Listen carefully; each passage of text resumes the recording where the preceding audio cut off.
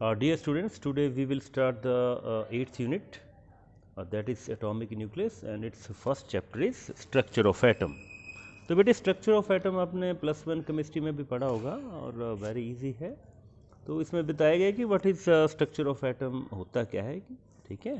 तो सबसे पहले जो इसमें दिया गया था model, that was given by Thomson atomic model, ठीक है। उसको बोलते हैं थॉमसन एटॉमिक मॉडल, ठीक है। तो थॉमसन एटॉमिक मॉडल ने बेसिकली क्या कहा था, क्योंकि ये फर्स्ट था, तो उसने ये कहा था कि यहाँ पर क्या चार्ज जो वो सारा का सारा पॉजिटिव इधर है, यहाँ पे इन दिस वे नेगेटिव भी है ना। तो ऐसे करके उसने दिया था कि पॉजिटिव चार्ज या नेगेटिव चार्ज जो है दैट इज़ एम्बेडेड। और इसने ऐसे कहा था कि इसके जो ये चार्जेस हैं that are in the form of, जैसे बीज होते हैं ना तरबूज के, वैसे होता है ना, प्लम पडिंग मॉडल भी इसको कहते हैं। तो इसमें क्या था, it was the first explanation, ठीक है। और यही कहा था कि इसने ये कहा था कि एटम एज ए होल, ही तो फर्स्ट टाइम ही बता दिया गया था कि एज ए होल क्या होता है ये, इट इज़ न्यूट्रल, बिल्कुल न्यूट्रल होता है, ठीक है। और पॉजिटिव चार्ज और is equal to negative charge, दोनों की number of positive charge is equal to that is, तभी क्या होगा ये, इट विल बी न्यूट्रल। और इसमें कहा था कि पॉजिटिव एंड नेगेटिव चार्ज जो वो इनसाइड द एटम होते हैं और अरेंज्ड होते हैं, जैसे कि मैंने यहाँ कहा, ठीक है। तो it was the first model, और इसको प्लम पडिंग मॉडल भी कहते हैं बेटे, प्लम पडिंग मॉडल, ठीक है। प्लम पडिंग मॉडल भी इसको कहते हैं। अच्छा, बेसिकली ये फेल हो गया था, बट ये पूछा जाता है कि what are the main points of failure of Thomson model, ठीक है, कि थॉमसन मॉडल फेल क्यों हुआ था। तो सबसे पहले तो यही हो गया कि it could not explain the spectral line in the forms of series in case of hydrogen atom, कि स्पेक्ट्रल लाइंस को एक्सप्लेन नहीं कर पाया था, ठीक है।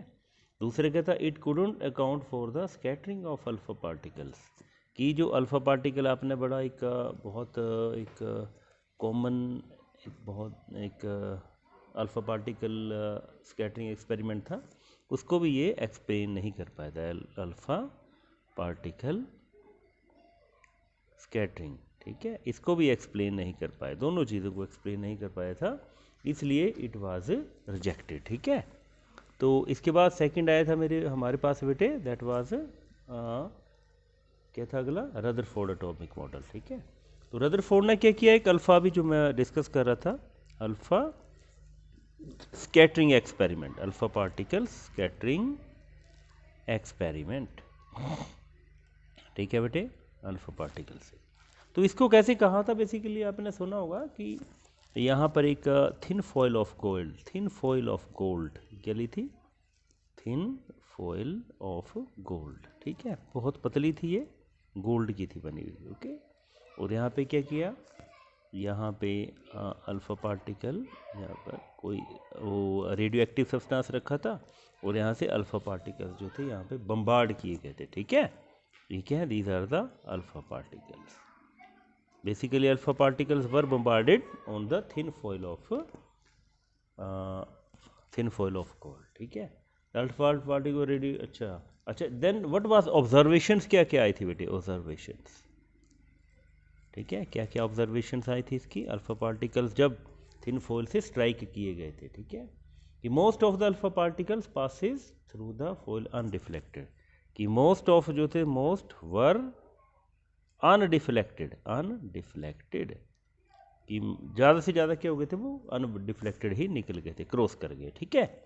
सेकंड क्या था, different alpha particles undergo different amount of deflection, a large number of particles suffer fairly large number of deflections, कि कुछ जो थे वो डिफ्लेक्ट हुए थे, ठीक है, डिफ्लेक्शन हुई थी कुछ की, मीन्स कुछ ऐसे चले गए, कुछ ऐसे चले गए, ठीक है, थोड़े से, बड़े कम थे पर वो, ठीक है। और थर्ड क्या था, वेरी स्मॉल, ठीक है, वेरी स्मॉल, बहुत ही कम, very small number of alpha particles, ठीक है, लगभग 1 in 8000, ये 8000 में कोई एक, ठीक है। रिट्रेस्ड, वो क्या हुआ था, रिफ्लेक्ट बैक हुआ था, मीन्स यहाँ से वापस आ गया था, बहुत कम थे पर, ठीक है। तो ये 3 ऑब्जर्वेशन दी गई थी कि कुछ क्या तो मोस्ट ऑफ जो ज़्यादातर क्या थे वो वैसे के वैसे ही अनडिफ्लेक्टेड ही निकल गए थे, कुछ जो थे वो थोड़े स्मॉल एंगल से डिफ्लेक्ट हुए थे बेटे, स्मॉल एंगल से, ठीक है, स्मॉल एंगल से डिफ्लेक्ट हुए थे। और बहुत कम 8000 में कोई एक, वो क्या हुआ था, पीछे रिवर्स हो गया था, उसी रिट्रेस्ड इट्स पाथ। तो इसको रदरफोर्ड ने कैसे एक्सप्लेन किया था बेटे, एक्सप्लेनेशंस क्या की थी। नंबर 1, जैसे इसकी जो थी कि मोस्ट वर अनडिफ्लेक्टेड, तो इसे देखा गया कि ज़्यादातर जो स्पेस है एटम में वो क्या है, दैट इज एम्प्टी, कि मैक्सिमम स्पेस क्या है, वो एम्प्टी है, खाली है, इसलिए वो अनडिफ्लेक्टेड निकल गए। अच्छा, दूसरे पॉइंट को कैसे एक्सप्लेन किया कि कुछ जो स्मॉल एंगल से डिफ्लेक्ट हुए। अब आपको पता है कि अल्फा पार्टिकल्स जो होते हैं बेसिकली पॉजिटिवली चार्ज होते हैं, क्या होते हैं, पॉजिटिवली चार्ज। अब कुछ जो थे वो क्या हुए थे, 180 डिग्री से डिफ्लेक्ट हुए थे, ठीक है, या स्मॉल एंगल से जो डिफ्लेक्ट हुए थे, इसका क्या मतलब हुआ कि यहाँ पर कहीं ना कहीं एक पॉजिटिव चार्ज है और वहाँ से वो नेचुरली तो उसकी वजह से डिफ्लेक्ट हुए थे, ठीक है। और जो 180 डिग्री से डिफ्लेक्ट हुए थे बेटे, वो कैसे, उसका क्या रीज़न दिया गया, एक्सप्लेनेशन दी गई कि 180 डिग्री से वो डिफ्लेक्ट हुए थे, इट मीन्स बड़े कम थे वो। तो इसका मतलब क्या हुआ कि जो पॉजिटिव चार्ज है वो बहुत ही कम स्पेस में, पॉजिटिव चार्ज बहुत ही कम स्पेस में स्कैटर्ड है, very less space, small space में, ठीक है। इसलिए तो बहुत कम जो वो 180 डिग्री से वहाँ पर टकरा कर वापस आ गए थे, ठीक है। तो these are the explanation about the alpha particle. So basically bete, on the observations of the alpha particle scattering model, Rutherford give a atomic model. उसमें क्या कहा था कि उसमें 4 इसने पॉइंट्स दिए थे। तो फर्स्ट पॉइंट क्या था कि atom may be regarded as a sphere of diameter 10⁻⁻10 metre diameter का एक, ठीक है, स्फीयर होता है एटम जो है, ठीक है, it is a sphere of radius 10⁻⁻10 metre radius, ठीक है, डायमीटर। एंड एक और क्या था साथ ही कि positive charge and mass of the atom is, कि पॉजिटिव चार्ज या main mass of the atom, ये ध्यान रखना आपने, is concentrated at the centre. कहाँ पे होता है ये सेंटर, जिसको क्या बोला गया था, that is called nucleus of the atom, कि पॉजिटिव चार्ज और मास ऑफ द एटम जो that is concentrated at the centre of the sphere which is called nucleus, ठीक है बेटे। और न्यूक्लियस का जो डायमीटर था वो बताया था 10⁻⁻14 मीटर, ये डायमीटर बताया था न्यूक्लियस का, और एटम का 10⁻⁻10। सेकेंड क्या था इसका, the nucleus is surrounded by electrons as electrons are spread over the remaining part of the atom, कि न्यूक्लियस के अराउंड क्या होता है, ये पॉजिटिव चार्ज न्यूक्लियस है और इसके अराउंड क्या है, इलेक्ट्रॉन्स आर, इसमें ये बताया गया था कि इसके साथ साथ में चारों ओर क्या होते हैं, इसके स्फीयर में इलेक्ट्रॉन्स होते हैं विच आर नेगेटिवली चार्ज, ठीक है बेटे। और थर्ड क्या था, atom as a whole is neutral, कि जितना पॉजिटिव चार्ज होता है, ये तो थॉमसन में बताया था, is equal to negative charge, दोनों बराबर होते हैं, नंबर ऑफ इनका जो चार्ज है वो बराबर होते हैं। फोर्थ पॉइंट क्या था बेटे, Rutherford pointed out that electrons in the atoms are not stationary, कि इलेक्ट्रॉन्स जो हैं, इलेक्ट्रॉन्स आर नॉट स्टेशनरी, कि वो रुके हुए नहीं हैं, दे आर क्या, मूविंग कैसे, like planets of earth, planets of solar system. जैसे यहाँ पर sun is considered as the nucleus and electrons are considered as the planets, ठीक है, ये प्लैनेट्स हैं और ये किस तरह से मूव करें, due to the electrostatic force of attraction के कारण यहाँ पर ये मूव कर रहे हैं। तो these are the 4 points given by the Rutherford. अच्छा, ये कि फेलियर या ड्रॉबैक्स क्या थी बेटे, कई बार आता कि what are the failures of या drawbacks of Rutherford model, Rutherford atomic model की क्या फेलियर्स हैं बेटे, ठीक है। तो ये बताई गई थी कि when the electron revolve around the nucleus, ये बताया गया था कि अगर इलेक्ट्रॉन ऐसे करके रिवॉल्व कर रहे हैं बेटे, जैसे कि अभी फोर्थ पॉइंट में बताया गया था, so they are continuously accelerated, कि वो एक्सेलेटेड है, they are in the accelerated form में है।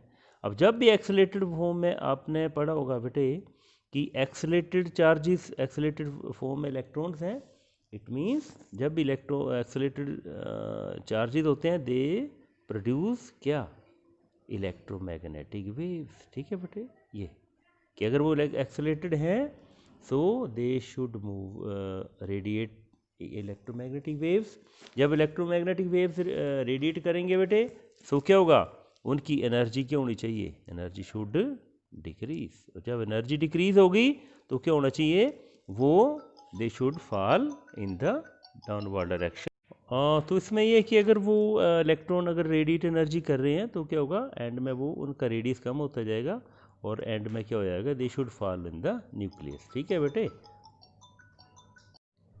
नेक्स्ट है बेटे हमारा बोर एटॉमिक मॉडल। ये थर्ड एटॉमिक मॉडल है, क्योंकि बेसिकली जो था रदरफोर्ड जो वो इसकी स्टेबिलिटी को एक्सप्लेन नहीं कर पाया था, इसलिए फिर बोहर एटॉमिक मॉडल जो आजकल भी जो एग्जिस्ट करता है उसको अपनाया गया था। तो उन्होंने क्या कहा, बोहर का जो फर्स्ट था, negatively charge electron revolve in circular orbit around the nucleus and the centripetal force is provided by the electrostatic force of attraction between nucleus and electron। ठीक है, उसने कहा कि इलेक्ट्रॉन जो वो रिवॉल्व कर रहे हैं पर इनने फिक्स्ड एक फिक्स्ड ऑर्बिटल्स में ये ऑर्बिट्स में रिवॉल्व कर रहे हैं, ये कहा था। This was explained by the Rutherford, sorry Bohr. ठीक है, सेकंड क्या था, electron can revolve around the nucleus only if there those orbit in which the angular momentum of electron is multiple of, ये ध्यान रखना बेटे, L is equal to या equal to NH upon 2 pi where H is the Planck's constant. ये कहा था कि electron उसी ऑर्बिट में रिवॉल्व कर सकते हैं अगर उनका जो एंगुलर मोमेंटम है is the multiple of H upon 2 pi. This is very important बेटे। ठीक है, ये कई बार यूज होता है कंसेप्ट। ठीक है, थर्ड है the energy is radiated when electron jump from higher to lower energy orbit. कि अगर जैसे माना ये एक है ये, ठीक है, ये इसके ऑर्बिट्स हैं, यहाँ से अगर इलेक्ट्रॉन नीचे आएगा बेटे देन ये एक्सप्लेन किया था, अगर यहाँ आया तो इट विल रेडिएट एनर्जी। क्या करेगा, एनर्जी को रेडिएट करेगा और इसकी जो एनर्जी होगी is equal to E initial minus E final, इतनी एनर्जी वो रेडिएट करेगा। ठीक है, और एक और बात इसी को अगर एक्सप्लेन किया जाए कि अगर इलेक्ट्रॉन ने लोअर ऑर्बिट से अपर ऑर्बिट में जाना है तो क्या करेगा, इट विल एब्जॉर्ब एनर्जी। जैसे एनर्जी एब्जॉर्ब करेगा तब जाकर ये लोअर ऑर्बिट से हायर ऑर्बिट्स में जा सकता था, उसकी भी एनर्जी ऐसे ही रहेगी। तो this was explained by the Bohr. इसके साथ ही नेक्स्ट है लिमिटेशंस ऑफ बोहर मॉडल कि इसकी क्या क्या कमियां रही हैं। तो फर्स्ट ये थी कि it can only explain the spectral lines of hydrogen या वन एटम जिसमें वन इलेक्ट्रॉन होते हैं, वन इलेक्ट्रॉन एटम, इसको ही ये एक्सप्लेन कर गया था। फॉर एग्जांपल हाइड्रोजन का, हीलियम पॉजिटिव का, लिथियम 2 पॉजिटिव का, तो वन इलेक्ट्रॉन एटम जो थे उन्हीं का ये स्पेक्ट्रल लाइंस को जो है वो स्पेक्ट्रा उसको एक्सप्लेन कर पाया था। और मल्टी इलेक्ट्रॉन जो थे, मल्टी इलेक्ट्रॉन एटम्स, इनका जो ये है वो एक्सप्लेन नहीं कर पाया था। ठीक है, तो नेक्स्ट क्या थी इसकी limitation, when a spectral line is observed under a powerful microscope it is found to exist number of closely spaced line, की क्लोजली स्पेस्ड लाइंस थी स्पेक्ट्रल लाइंस में, क्लोजली स्पेस्ड लाइंस थी जिनको ये एक्सप्लेन नहीं कर पाया था। ठीक है, but Bohr atomic could not explain it. ठीक है, थर्ड क्या था, it does not tell about the relative intensity of spectral line, कि रिलेटिव इंटेंसिटी जो है बेटे, रिलेटिव इंटेंसिटी, उसको भी ये एक्सप्लेन नहीं कर पाया था। ठीक है, फोर्थ है Bohr theory define the orbit in which the electron can revolve very precisely, that is depth define both momentum and position in which is against of Heisenberg uncertainty principle। कि इसने जो एक्सप्लेन किया था कि the electron can revolve in very precisely defined orbits, तो जो कि against था, it was against the Heisenberg uncertainty principle. ठीक है, क्योंकि हिंसनबर्ग ने कहा था कि both position and momentum of the particle electron can not be explained, can not be, वो फिक्स नहीं हो सकती, तो इसको भी एक्सप्लेन नहीं कर पाया था। ठीक है, तो नेक्स्ट है बेटे हमारा एक बहुत इंपॉर्टेंट एक क्वेश्चन आता है, थोड़ा सा इसमें वो मीन्स डेरिवेशन भी है, Bohr theory of hydrogen atom. ठीक है बेटे, Bohr theory of hydrogen atom. ठीक है बेटे, या इसको ऐसे बोलते हैं find the radius of the hydrogen atom. कई बार क्वेश्चन आता है फाइंड द रेडियस ऑफ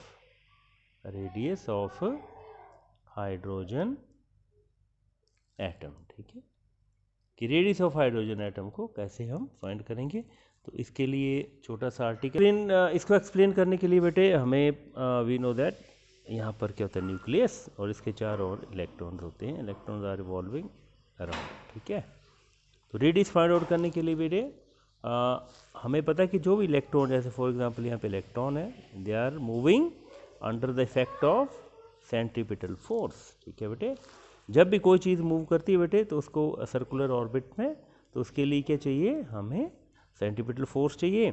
और सेंट्रीपिटल फोर्स यहाँ पे कौन प्रोवाइड करता है बेटे, it is provided by the electrostatic force of attraction. अब अगर इसका अगर रेडियस हमने r मान लिया तो सेंट्रीपिटल फोर्स होती है mv² अपॉन r, और इलेक्ट्रोस्टैटिक फोर्स ऑफ अट्रैक्शन अगर इसका charge small e plus E होगा, और because we know that proton में जो चार्ज होता है वो प्लस ई होता है और इलेक्ट्रॉन में माइनस ई, और इसकी जो मैग्नीट्यूड होता है वो होता है 1.6 इंटू 10⁻⁹ कूलम। ठीक है, ये this is the charge on electron as well as proton. तो इसकी वैल्यू क्या आती है 1/4 पाई एप्सिलॉन ई अपॉन r²। ठीक है बेटे, तो यहाँ से मीन्स हमारे पास जो वैल्यू आ जाएगी it will be mv² upon r is equal to 1/4 pi epsilon e² upon r²। ठीक है बेटे, अब बेटे इसमें देखेंगे हम we know that according to Bohr theory, क्योंकि बोहर के अकॉर्डिंगली हम इसको फाइंड आउट कर रहे हैं, अकॉर्डिंग टू बोहर्स थ्योरी। ठीक है, अच्छा इसमें एक और क्या होगा बेटे, यहाँ से r कट जाएगा, मीन्स हमारे पास mv² की वैल्यू आ गई है 1/4 pi epsilon e² upon r, क्योंकि ये कट गया है। अकॉर्डिंग टू अभी हमने पढ़ा था कि इसकी जो एंगुलर मोमेंटम होती है बेटे, एंगुलर मोमेंटम क्या होती है mv into r is equal to nh upon 2 pi. ठीक है बेटे, तो यहाँ से आपने v की वैल्यू फाइंड आउट करनी है, v is equal to nh upon क्या है यहाँ पर 2 पाई m इंटू r। तो ये हमारे पास वैल्यू आ गई nh, where n is the principal quantum number. Okay, अब इसको इसकी 1 पुट इन 1, इसकी वैल्यू हम 1 में पुट कर देंगे। ठीक है, सो वी विल हैव क्या है यहाँ पर m, v की जगह क्या आएगा nh upon 2 pi m r, इसका स्क्वायर होगा is equal to 1/4 pi epsilon e² upon r। ठीक है, तो यहाँ से mn² आ जाएगा, h² आ जाएगा, 4 पाई² आ जाएगा, m² और r², एंड यहाँ पर 4 पाई एप्सिलॉन इंटू, और यहाँ क्या आएगा r। ठीक है, तो यहाँ से एक r से ये कट जाएगा, तो हमारे पास जो r की वैल्यू आएगी बेटे दैट इज n² h²। ठीक है, क्योंकि यहाँ से बेटे m² है, यहाँ पे ये कट जाएगा। ठीक है, n² h² होनी चाहिए, पाई से 1 पाई कट जाएगा, 4 से 4 कट जाएगा, हमारे पास वैल्यू आएगी पाई। ठीक है, यहाँ पर m,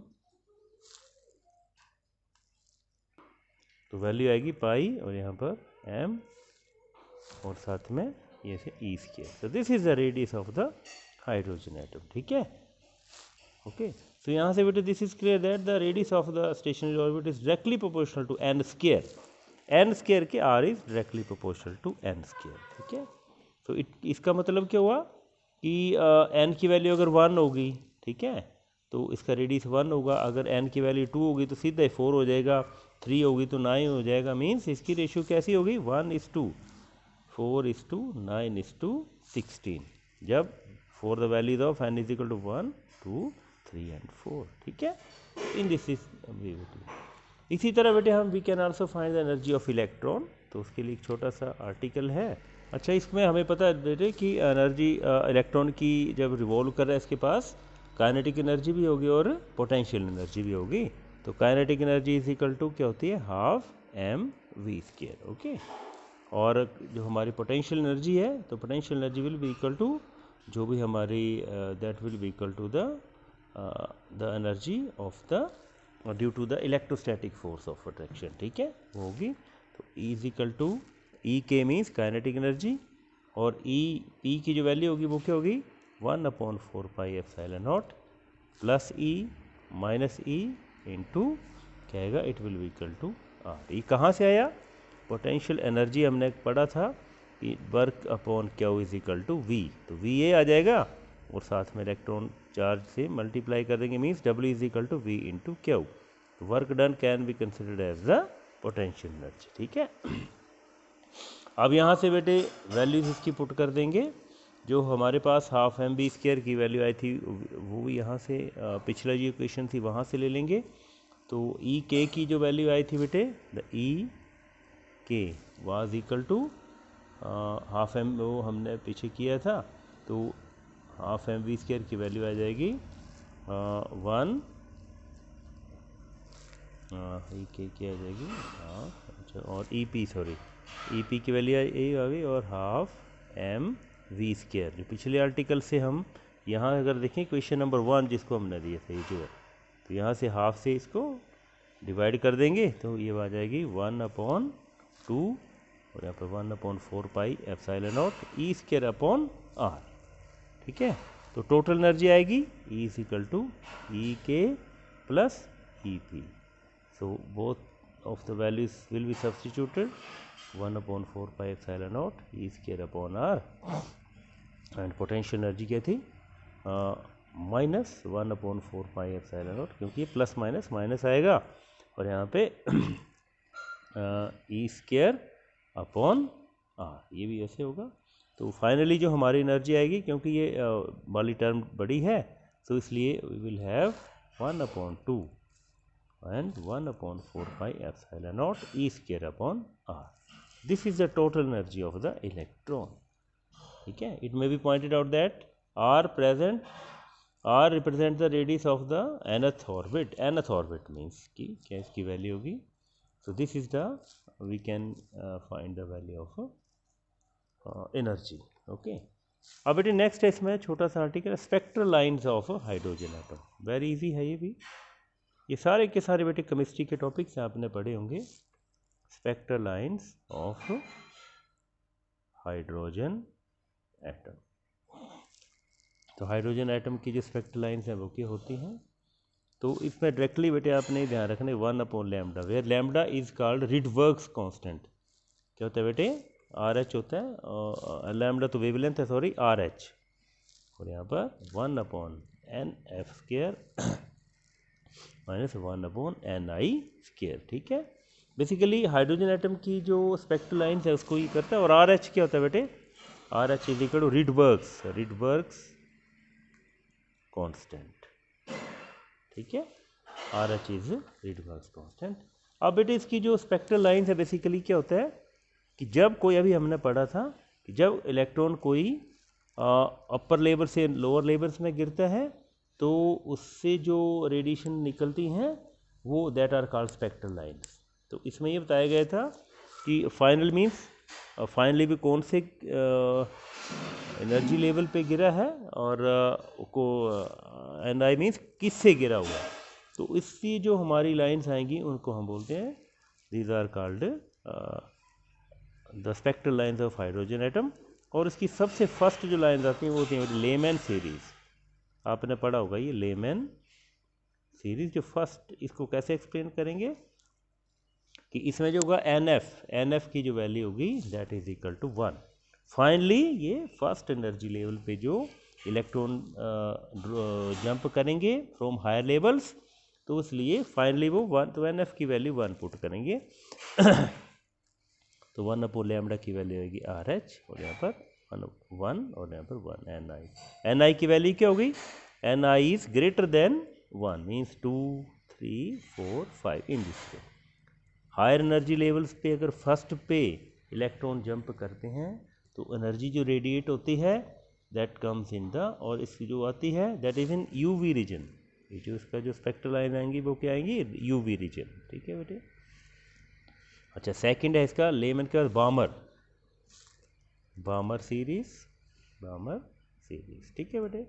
तो इसमें क्या आएगा, एन एफ की वैल्यू आएगी 2, एन एफ की 2 आएगी और एन आई की greater than 2 means 3 4 5 6 7 up to.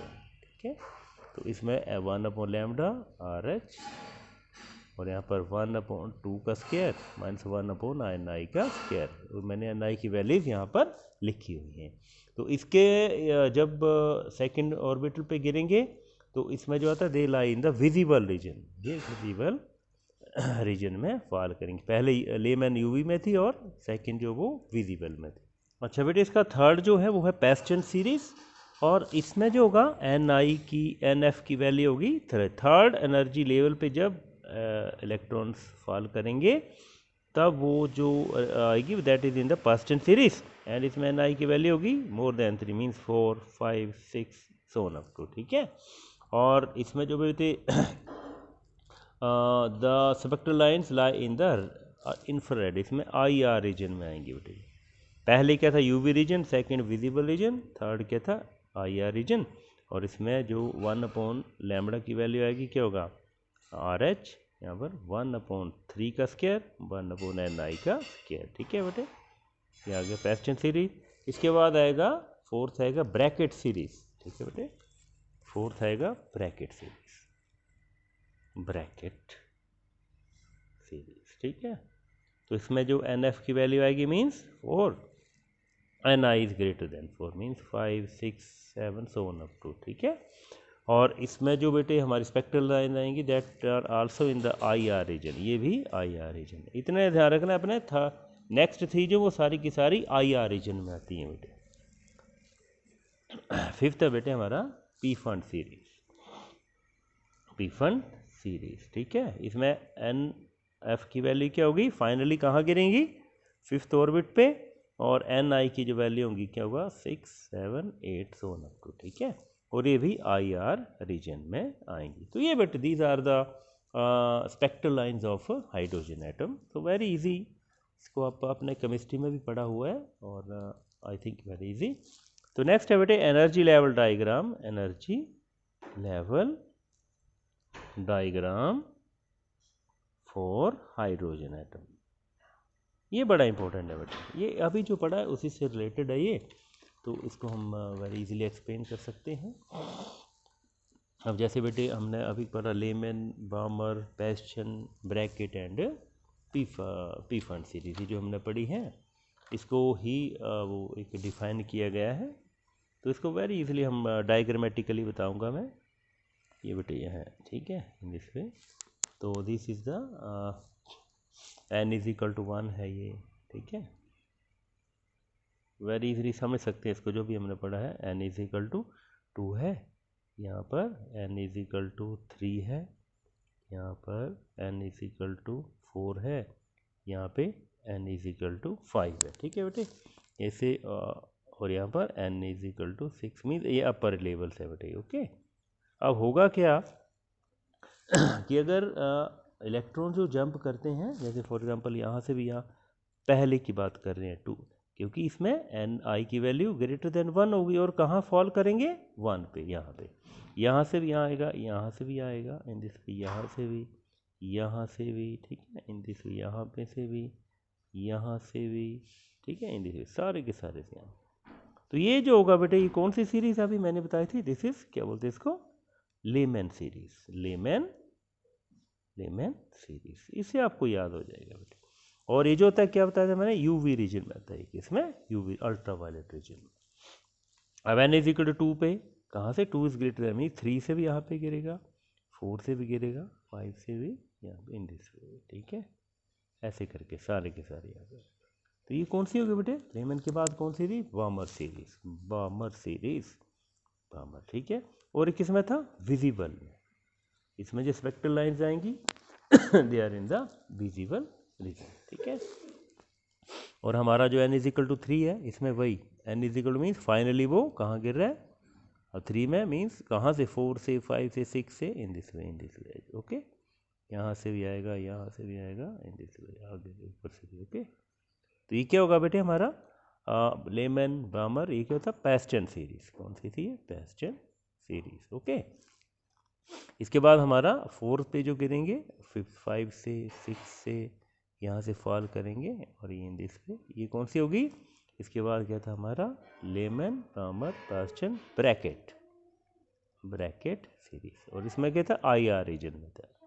Spectral sign होगी वो किस में होगी, IR रीजन में, ठीक है। हाँ ठीक है, इस पर UV था, और इसमें भी IR, पैस्टन में भी IR। और लास्ट 5th में कहाँ से होगा, इससे भी गिरेंगे, यहाँ से भी फॉल करेंगे, यहाँ से भी, इन दिस वे। ये जो होगा ये पी फंड सीरीज, क्या होगा ये पी फंड सीरीज, और ये भी क्या होगा IR रीजन में होगा। तो ये तीनों IR में है, और उसके बाद ये बीजल वेल में है, और यहाँ ठीक है। और इसकी जो बेटे एनर्जी होती है वो भी इसमें बताया गया है कि n=1 को जो कॉरस्पॉन्ड करती है बेटे एनर्जी, वो होती है -13.6 इलेक्ट्रॉन वोल्ट, ये ध्यान रखना। और सेकंड के लिए थी -3.4, थर्ड के लिए होती है बेटे -1.51, फोर्थ के लिए -3.1, ठीक है, सॉरी -8.5, ठीक है। और फिफ्थ के लिए है -0.54, ये बेटे these are the energies of the various spectral lines. So this is all about the first chapter, that is atomic structure of an atom. So I think it is clear. तो कल हम इसका second chapter पढ़ेंगे।